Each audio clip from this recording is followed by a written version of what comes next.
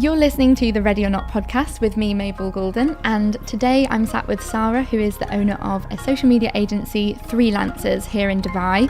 In this episode, we're going to be talking about everything about the transition to going from working full-time into freelance to starting a small business as an agency owner, and we've also got advice for anybody that's wanting to do the same. I really enjoyed this conversation with Sarah, and I think you'll really love this episode.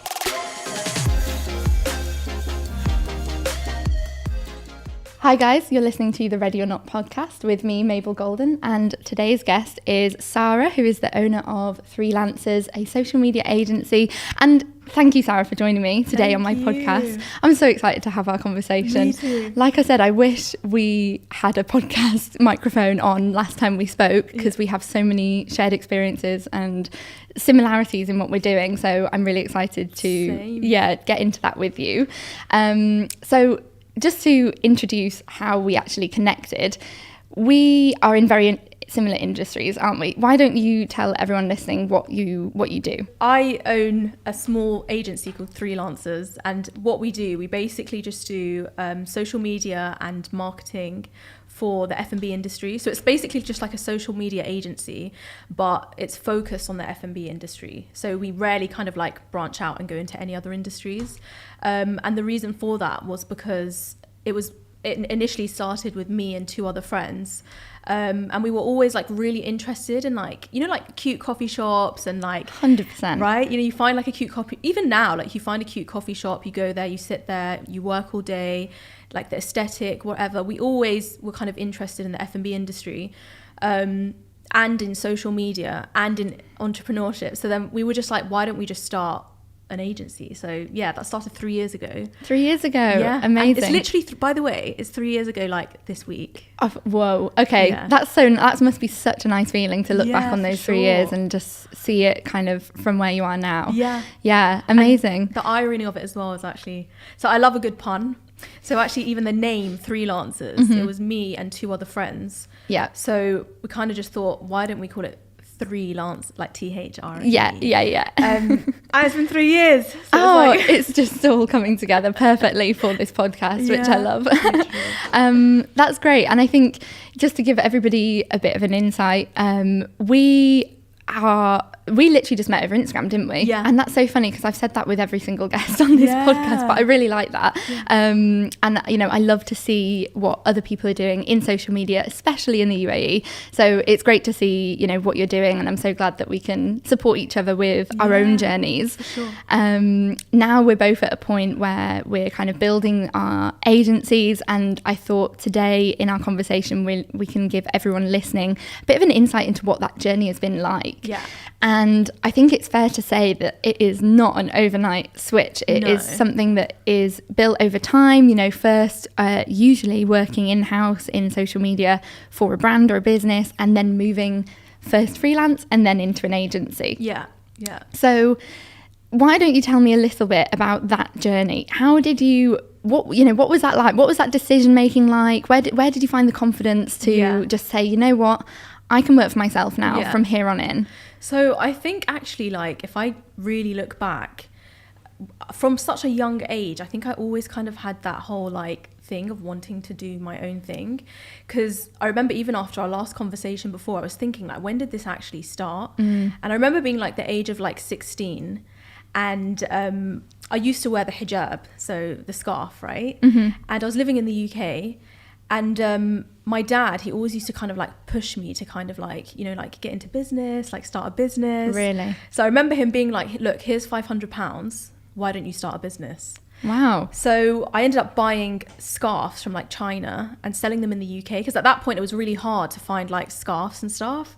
So that's when the whole like entrepreneurial, I think, kind of side came out of me. But then in terms of starting freelancing and starting Freelancers, it was more from like moving here 5 years ago and kind of like wanting to start a new life and wanting to start a life where I'm like independent, financially, emotionally, whatever else. And I'd kind of had like loads of different jobs over here, and each time I kind of got into a job, there was something like really unfortunate that happened. Like, for example, the first job I remember was getting into the job with a really low salary, but then kind of saying that they'd increase it over a certain period of time, and it never increased. The second time, like, the salary always got paid really late. The third time, the company crashed down. It was like a series of, I guess you could say, unfortunate events, which actually ended up being really fortunate in the end. Well, that just goes to show that everything does happen for a reason, and it's great that you now have that outlook, because you've really found the positive, and that was, you know, essentially the push that you needed. And just as a side note on that, I think it's already so brave in itself that you've moved country, you know, ready to start your new journey and this new life that you've set out for yourself. But, you know, and on my podcast previously, we've talked a lot about making that move. There are going to be instances where it isn't the dream job that you wanted, and you are in a situation where you're thinking, okay, hang on, this isn't what I wanted. But the fact that that's pushed you on to, you know, something even bigger and better is so exciting. Because even in those kind of situations, like even the whole moving to Dubai thing, for me, I think I was like 23 or 24. And for me, and it kind of touches on as well, like when you start your own business or when you start freelancing, for me, it was like you either sink or swim. So when I, for example, after the third time of like the really unfortunate events that happened, I was like, okay, either you go back to the UK or you stay over here. And I didn't have any savings at that point. So I was like literally, and I couldn't ask my parents for money. So I was literally so low on money. So I was like, either you suffer and you like just deal with it and like you try to find the next best thing, or you go back to the UK. But for me, going back to the UK was never an option. And it's kind of like the same with freelancing. So how I got into freelancing was, like I said, those kind of, you know, unfortunate events, the jobs, etc. And then like I kind of reached a point where I was like, do you know what? I just don't want to work for anyone anymore. Like I don't want to depend on anyone anymore. I don't want someone to kind of feel like they own me, because, you know, I have this whole thing as well with like time. Like time is so precious, right? Like you have one life and you're spending 8 hours per day, 5 days a week, right? Working towards making somebody else's dream come true, which is very selfless and whatnot. And but for me, I kind of just thought, but why don't I use those 7 hours to make my dream come true of being like financially independent and like having my own time, like not having to be in an office from like 9 to 5. So after those events kind of happened, I loved social media, and I was like, do you know what? Why don't I just try freelancing? Like, why don't I just try it? Like, what's stopping me? The fear that I'm not going to be good enough, the fear that perhaps I don't know enough about like social media or whatever. But I kind of just like watched YouTube videos online and watched people who did it before, right? Yes, that's what I did. Yeah. And there's a couple of YouTubers that really helped me out. And I think, and that's another really great point to make, is that there is so much information out there. We can be inspired by other people's journeys and take their experiences, you know, into making decisions about what we want. Exactly. Yeah. So that's really interesting. I did the same thing. Yeah. So watched loads of YouTube videos and then just started freelancing. It wasn't in F&B. Saw that it worked. At the same time, kind of opened 2 other businesses. Okay. Because at this point, I'd just watched Girl Boss on Netflix. Oh, yeah. And I was so inspired. I was like, oh my God, no. Like, I'm going to work for myself. If anybody hasn't seen Girl Boss on Netflix, this is the story of Sophia Amoruso. Is that right? She is the founder of Nasty Gal, the clothing label. And she had a real bootstrap start off in her business, really doing everything herself. It is a great watch, and it's also a good book. So it was so inspiring for me, because I was literally at the point where, you know, when like, if anyone's seen it, like when she's in her little dingy apartment and she's got like pizza all over the place, and, like, you know, she doesn't know like how to, like, it's just so inspiring. And I think I read the book and I watched the series, and I was like, no, do you know what, that's it. Like, I'm gonna put the intention out there that I want to start my own thing. And I think it's so important as well to put an intention out there, like to kind of say to yourself, because, you know, you can plant the seed, but it takes years for the seed to grow. But if you don't plant the seed 3 years ago, then in 3 years time, the tree is not going to grow, you know? 100%. So I think, like, for me, it was about putting that intention out there. Started 2 other e-commerce businesses online. And then kind of thought, you know, there's always hiccups along the way, right? So then I kind of thought, okay, I can't sustain myself just doing these things, and if I want to maintain the 2 online businesses, I have to get a job. I have to get some sort of income. So got a job again, and then again, I actually just think that like God just didn't want me to have a full-time job. Like, it is what it is. It is, because like after 3 months it was the same thing. Like it was like a really bad experience, and then literally I literally remember that last job that I had. Yeah. It was like my last chance. I was like, this is the last job that I'm gonna have. Yeah. Okay.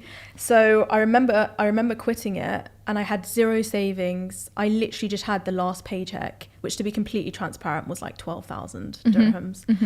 And like, the only option, I'd been in Dubai, I think now for 2.5 years or something. The only option was find another job, which for me was like not an option. I was like, I do not want to go back into that again. Yeah. Or go back to the UK. And I was like, it was a sink or swim moment. Yeah. And that really pushed you on Right? onwards. Yeah. So then that's when literally I was just like, no, do you know what? There is no way that I'm going back to the UK. Not that there's anything wrong with the UK, by the way. I love it. Like, That's a fair point to make. We're not, we're not hating on any other kind of lifestyle, but I know what you mean, is that you've come here to start this life and you want to see it through and make those dreams reality. I think everybody has a different purpose to moving over here. For me, like, moving over here meant a huge amount. Like, it meant, starting a new life, etc. So for me, going back to the UK represented failing. But again, like, I love the UK. Yeah, I'm always there. Yeah. But yeah, it was like a sink or swim moment where, like, literally I'm in the middle of the flipping ocean, and I was just like, either you start your own like freelancing business, and I sat there and I said to myself, okay. Because you always have to find kind of like a niche, I think, because there's so many agencies that exist, right? This is a really key point, and I think we can get more into some details, but I think there's going to be a lot of people listening that really want to know specifics, especially in social media, because it's such a massive growing industry, as we both know. So 100%, I think finding your niche and what you do is such a great tip, and I'd love to give everyone some more tips, so stay tuned later in the episode. But I think it's really interesting what you said about just that feeling. You almost had an experience where you were pushed into it, and you really, I don't want to say from a negative, but almost from a really negative kind of, was in a job that you found quite negative, so it pushed you upwards and propelled you into that. Yeah, exactly. And I think that's interesting, because if anybody's listening to this and they're thinking, you know what, that's me, I'm really unhappy in my job. Yeah. How can you spin this into a positive? And it could be almost like the I think it's also interesting as well, because I think maybe a lot of people think, I used to think this, like when I used to see people like freelancing or having their own business, I used to think like it looks really easy, and you don't see like what they actually went through to reach that point. Did you, when you were in that final job, in that when you were like, right, I'm ready to do this now, did you have many contacts that you knew were freelancers? No. Okay. God, I literally didn't know anyone. So you didn't know anyone. That's really interesting. Because I think that phrase that you're a product of the 5 people you spend the most time with, and I think that's quite interesting when you apply that to freelancing, because I think if you know someone personally that has done something, it already feels so much more achievable. So for you to not know anyone and to only have Girl Boss on Netflix and the YouTubers that are freelancing, that's who I knew. I knew Girl Boss. That was literally but you took that and then applied that to your situation. I really love that, and I think that's if I think if anyone that's listening is wanting to make that move but doesn't know anyone directly, I don't think that's an issue. That there's enough experience and inspiration out there to find it. You just got to hunt it a bit more. Exactly. So that was that really. Basically, I kind of just sat there and I thought, okay, how can I start like an agency? Like, how can I start it? And I had 2 friends at the time. Sorry to interrupt you. So from the get-go, it was always an agency. It wasn't you freelancing necessarily. It was always a business, because I think in social media there's a lot of overlap, but in most creative industries, most people will start as a solo freelancer. They are part of working with a team, but then making that step into an agency, that's like 2 in 1. So from the get-go, you were always like, I'm setting out to start an agency. So it's a bit confusing, because basically we're called freelancers, and we were all freelancers. So at the time we were freelancing, but we thought, let's come together and turn it into a business. Strength in numbers. Exactly. So for example, one girl, she was involved with the graphic design. Another girl, she was involved in, let's say, the photography. So it was a bit of an overlap, right? But it kind of worked, because like we all kind of like had our own kind of like roles. And literally, like, I remember it was like the first week of starting it, and like to begin with, you don't know where to begin. I was like, do you know what, Sarah?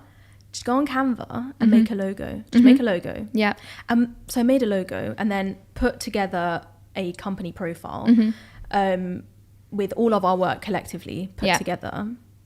And literally, a lot of people, I get a lot of questions on my Instagram, like, how did you start? How did you get your first client? Yeah.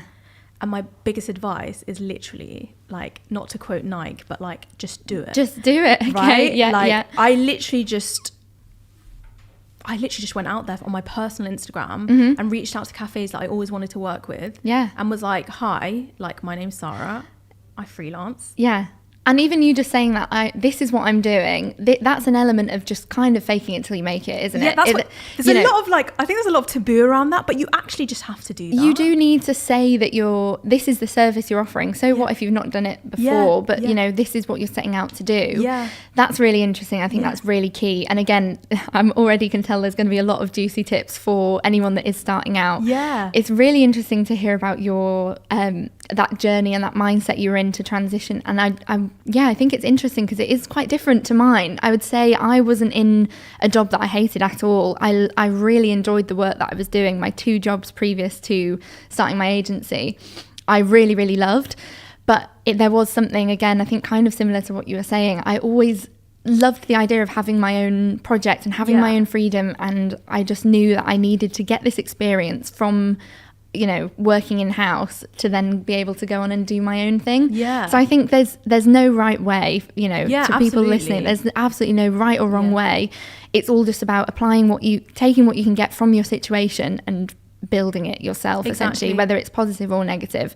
And I think I was really lucky that I was working with so many really inspiring women in business that they knew what they wanted, they had their projects, and I just thought that was so impressive. And I really feel like it rubbed off on me. Yeah. So I think that's almost what you were getting from, you know, when you were searching out those influences and content on YouTube, etc. So yeah, I think there's no right or wrong journey into freelancing. And it's not like, at some points I feel like we feel like some goals are like unreachable. Like, it's not unreachable. It's okay, it's a difficult journey, yes. Yeah.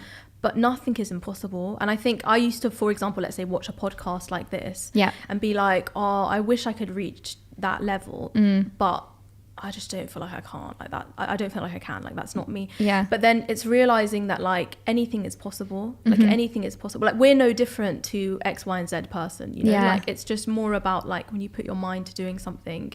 And I don't know, I think for me it's, Yeah, I find it really exciting to look to people that have, you know, when you see someone and you consider them to have made it, you know, oh, they've made it, they're so successful, and then to remember that they started once, you know, they were at the beginning once, and to really just remember that if they can do it, more use it as inspiration. There's no envy, it's always inspiration. It's always okay, if they can do it, then I can as well. And that's really exciting and inspiring. Exactly. Okay, question for you. If your past self was here and we were talking to her as well, I bet she would be desperate to know what it's like. You know, now that you're 3 years in, what would you say to her? Would you say it's all it's cracked up to be? Is there anything that's completely not what you thought? Yeah. Okay, that's a really good question. So, of course, with anything in life, there's like the pros and the cons, right? And I think you've just got to look at both the pros and the cons and see which ones outweigh the other. And that's different for different people, right? So in terms of, like, let's say being self-employed, right? So you working for yourself. The pros, I would say, I don't know if you agree, but the pros I would say is that you have your own, like, kind of like freedom to choose your clients, choose who you work with, choose who you know, like, choose what industry you want to work in.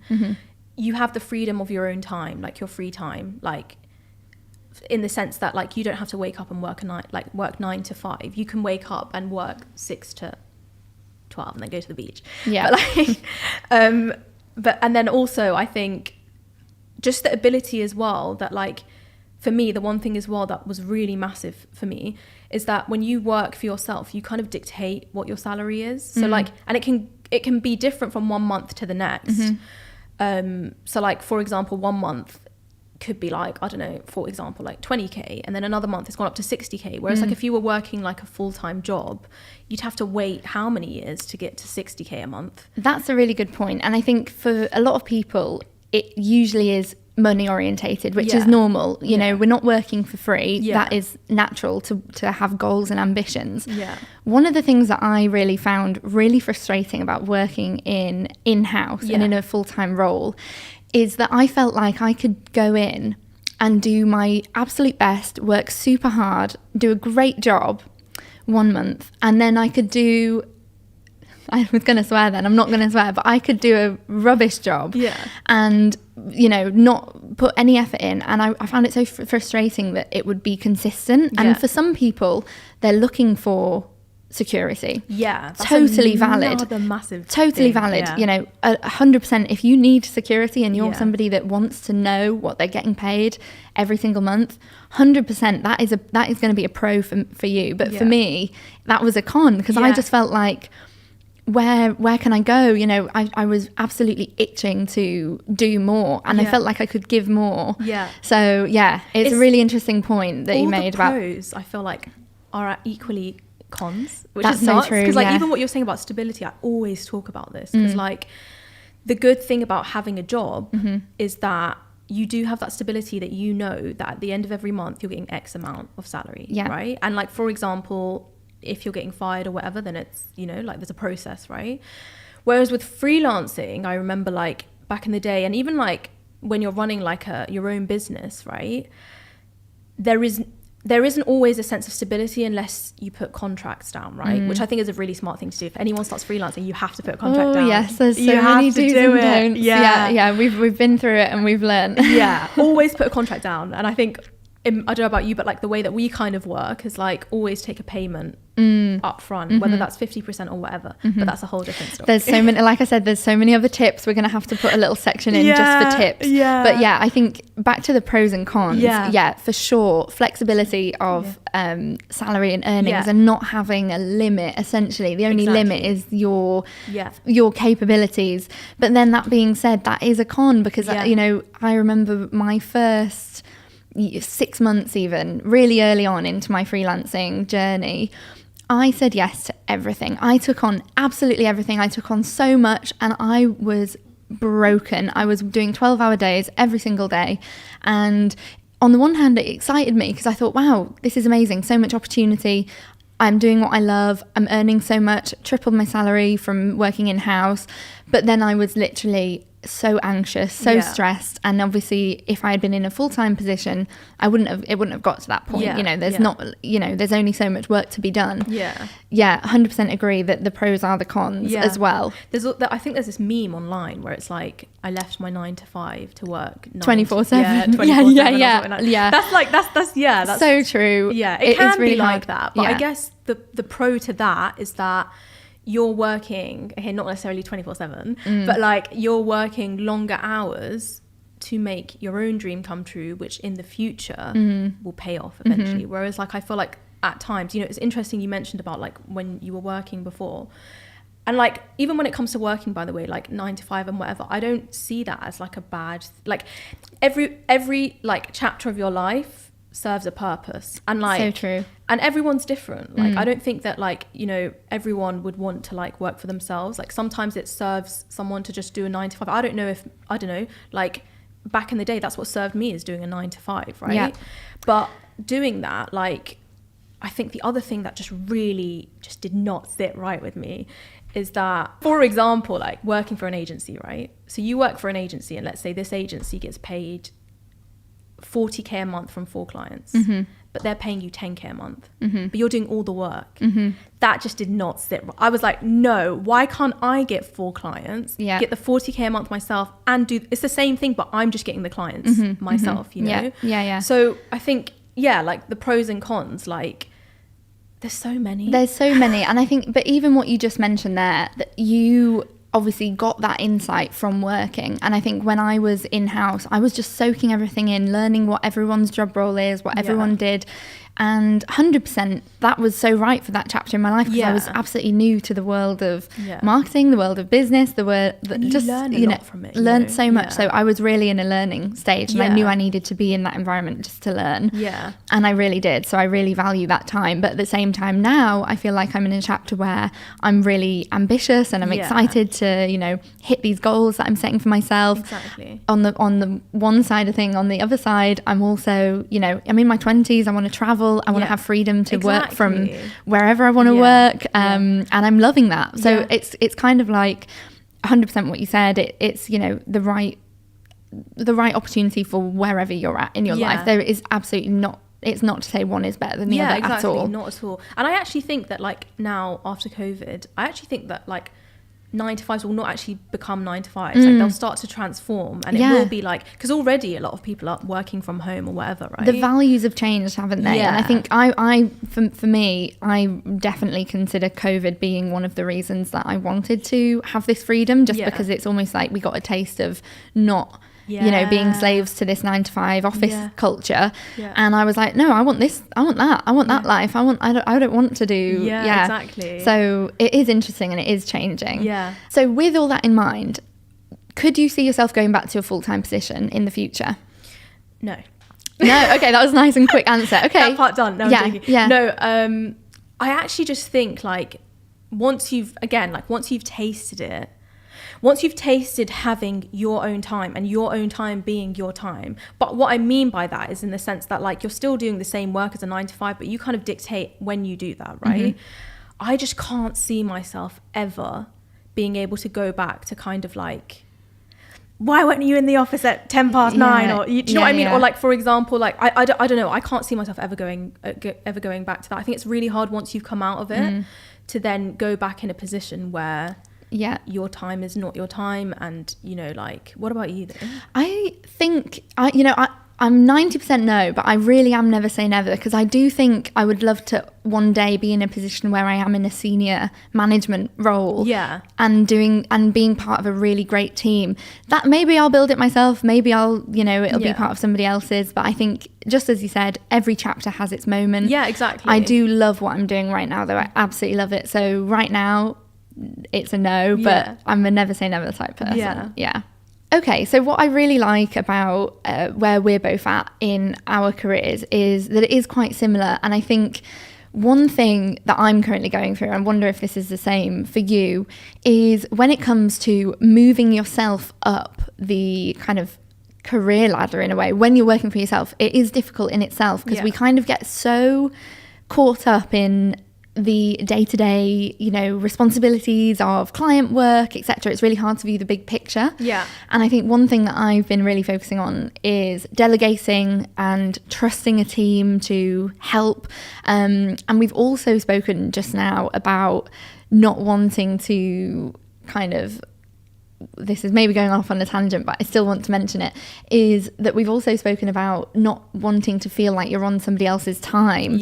So with that value, it's now trying to delegate, but in this kind of new way of working that suits our what we want. Because I think at first as well, I don't know about your experience, but at first it's almost like you're doing everything, because as a small business, like, you're literally the marketing team, you're the sending the invoices, everything, right? Business development, like everything, right? So I think at first it's like, it kind of starts off like that, but then after a while, especially when you can see the potential in, like, growing, right? So for example, let's say at first, if you start off having 4 clients and you're, like, managing all of it from the social media to everything else, when you see the value in growing your business and, like, let's say hiring other people like to join your team, like, that's then the next step that I feel like is important to take. Because I don't know, for me it's all about, like, wanting to turn it into something that's, like, a lot bigger than it is now. I think, because I have that same ambition as well, to build my team and to make it bigger than what it is.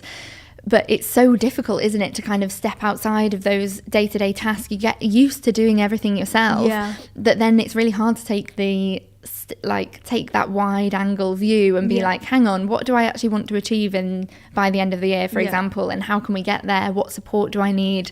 And that's another tip I'd say to anybody that's in a similar position, is remembering to have those times where you're like, okay, hang on, let's not get too comfy where we are, because we still want to get to the next step. Exactly. Okay, shall we move on to some advice for people that are wanting to go freelance / start an agency? And I'm going to lump the two together because I do think they often go hand in hand. It's essentially about this confidence to leave the security of your job. And I think we're obviously talking from a social media marketing point of view, but I think so many creative industries are very much the same.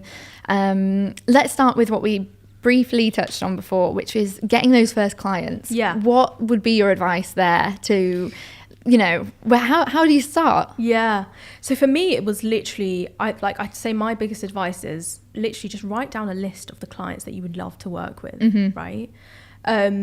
And I know it always sounds like such simple advice, but I really think just do it. Like literally just reach out, because at the end of the day, what's the worst thing that could happen is that they turn around and they say like, okay, we're not interested, for example. And that's absolutely fine. Like, like just move on to the next one that you kind of always wanted to work with. So I know it sounds like a bit of a like, I don't know, black and white advice, but I just say like, literally you've literally sometimes got to just go into it hard and like just reach out. Okay. What about you? I think very much so. I think it's faking it till you make it is part of it, which we already mentioned. I love that you highlighted that moment where you made your logo and made the business kind of profile. I think interestingly, I actually did that like 6 months in, because I got carried away with doing the client work. I was in a position where I was freelancing on the side of my job, getting this experience, and that just kind of really rooted that I knew this is what I wanted to be doing. And then I was busy with the client work and just loving it, but then it got to a point where I was like, okay, hang on, who are we? We're going to be a team now. We need a name, we need a website. It was the same, like we literally, I think we didn't actually have an Instagram page until a year in. Really? Yeah. And the website was literally only done like a year and 6 months ago, I think. It's when you're growing at a faster pace, right? And I think so many people think it's the other way around. They think, oh, okay, I can't start until I've got a name and until I've got a website and until I've got an Instagram. And I feel like saying, no, like you need to start by doing some of the services. And if you're really worried about not being able to get a client, this is what I always say to people, especially if it's social media, is if you're thinking, okay, you've got no experience, you need to just make your own experience. Social media is so accessible. You need to start a page for a fake cafe or a fake product or a reviews page, and get an understanding of using the tools, using the platforms, and that is then becomes your case study for your portfolio. But also I think a lot of it is about like having faith that like that things will work out, because I remember the first client that we got, and it was like, I think it was literally 4 days in to sending some messages, and imagine sending it from my personal Instagram account. And this was a client that like I loved their branding, and I was like, I would love, and like she literally was like, yeah, sure, let's go for it. And she took the biggest package, and I was like, that moment, such a good feeling, right? It's such a good feeling, but like that would have never happened if I sat there and thought, no, I'm not. I hope somebody knows that I want to. It's almost like you can't just sit there and think that people are gonna come to you. It might get to that point, and I think once you've been working in and providing great work and being the best freelance you can be, then that does happen. They do come to you, and over time, like I don't know if it's most likely probably been the same with you, but like at first, like when you first start, okay, yes, you're new, you're fresh, and like maybe not that many people will know about you, but over time, if you continue what you're doing, people will start to come to you and be like, oh, you're freelancers, or oh, you're Mabel, I've heard about you, like it's word I of really mouth, want to work with 100%. Right? I've definitely found that as well, and that's a great feeling. I think people are often really scared that there's not going to be the need for what they're doing, but it's absolutely not true, and there is opportunities out there, so it's just going after them. I really like that as a piece of advice. I think really interesting as well what we said about the, you know, not feeling like you need to have everything figured out first. You just need to start. We should be sponsored by Nike. Just do it. Just do it. Every episode should be called Just Do It. Just do it. Yeah, okay, perfect. As a side note, for anyone that is needing some more support about finding clients, I do have a course called Client Fishing that is about how you can identify and bring in those dream clients, you know? Actually, here's a question for you. So have you know, I briefly mentioned at the start, I would just say yes to everything. What would be your advice to somebody that it feels like they have to accept these clients that they're unsure about, if it's, you know, they're not sure? So I think like at first, like when you first start, you kind of do feel like you need to take all of them on because it's like the experience. And it's also like any money that you get at first is good, right?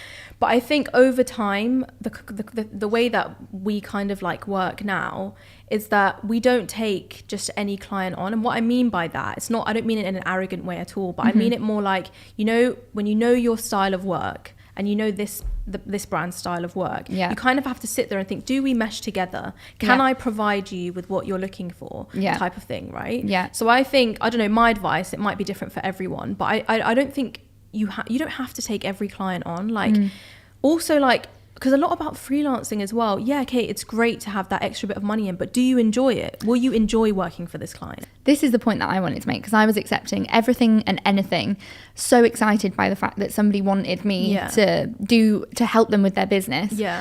But then it got to a point where I was like, I'm not actually enjoying this. And the whole point of what I was doing was to enjoy what I'm doing. And now I really live by the rule, if it's not hell yes, it's a no. You know?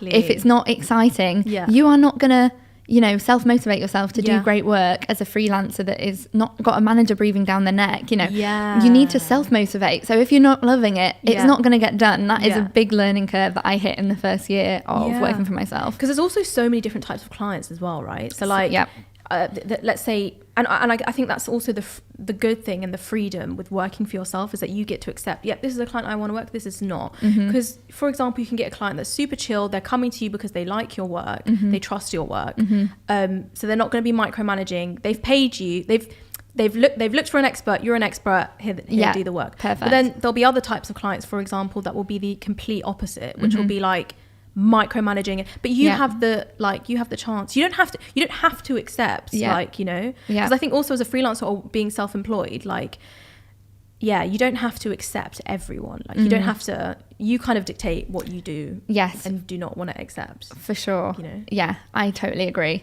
I want us to give one more piece of advice, and it's quite a difficult one but a juicy one. We've already talked a little about how we can grow our salary. What advice do you give for somebody when pricing their work and pricing their services? So I think at first, again, in my experience, like what I kind of did, I'm not going to lie, I made the pricing super competitive at first, because when you first start, and let's say you haven't got that much experience, you haven't got a massive like client base behind you, then like it does make it a little bit more difficult for you to pitch to a client when your rates are the same price as someone who's got a lot more experience than you, right? So I think at first, like you kind of have to be a little bit generous with your pricing, but still price it in a way where like it's worth it, you know? Like, for sure. Because otherwise, again, you're not going to be that motivated. Exactly. You're not going to be self-motivated. But then I think after a while, once you've built your client base, once you've built your portfolio, you know your worth. Like, you know that X, Y, and Z clients have worked with me, which therefore means that, okay, I must be a valuable, you know, like asset. And I think that's when you start to increase your pricing. But my biggest thing with pricing is like, at the end of the day, it's a bit like dating, like you know your worth, okay? For example, I know that my work is like this, and I know it produces this X amount of results, right? So even if you have this imposter syndrome, like for example, I can't charge X amount because they might not accept it. Okay, well that's not a client that I want to work with anyway then. Or for example, with dating, I know my worth, okay? Like if that person's not going to accept, you know, like what I'm asking of them, then that's not someone that I want to be with anyway, right? So I think it's the same thing. Like, don't sell yourself short. Like it's hard, of course, with imposter syndrome and whatever, but I think just, yeah. What about you? What would you say is? I'd say you need to ask for slightly more than you feel comfortable with asking, and then most of the time the client will go for it. So that is something that I'm still working on myself. But that's my advice for pricing your work. We are running out of time, even though I could literally continue chatting with you for so long. But to anybody, I'm going to put Sarah's Instagram and info in the description. Thank you so much for chatting with me today. It's been so great to share your journey with everyone. Thank you so much. Honestly, it's been amazing as well. Thank you. Thank you.